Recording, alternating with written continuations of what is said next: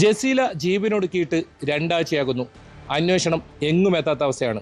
എന്നാൽ നമ്മോടൊപ്പം വനിതാ ലീഗ് നേതാവും കാസർഗോഡ് നഗരസഭാ ചെയർപേഴ്സണുമായ ഷാഹിന സലീം ചേരുന്നു.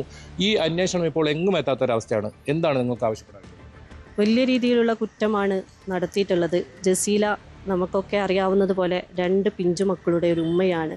സമൂഹത്തിൻ്റെ മുമ്പിൽ നാണക്കേട് സഹിച്ചുകൊണ്ടാണ് അവരിങ്ങനെയൊരു ഇതിന് വിധേയമായിട്ടുള്ളത്. അപ്പോൾ തീർച്ചയായിട്ടും അത് അന്വേഷിക്കേണ്ട ഉത്തരവാദിത്വം പോലീസിനുണ്ട്. പോലീസിൻ്റെ അനാസ്ഥയാണ് അവരെ ആത്മഹത്യയിലേക്ക് നയിച്ചിട്ടുള്ളത്.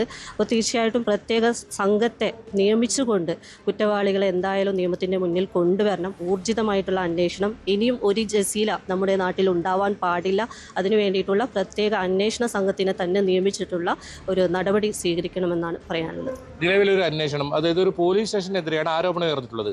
അപ്പോൾ മറ്റൊരു പോലീസ് സ്റ്റേഷൻ അന്വേഷിച്ചാൽ അത് എങ്ങനെയായിരിക്കും മുന്നോട്ട് പോവുക? നിലവിലൊരു അന്വേഷണത്തെ കുറിച്ച് എങ്ങനെയാണ്?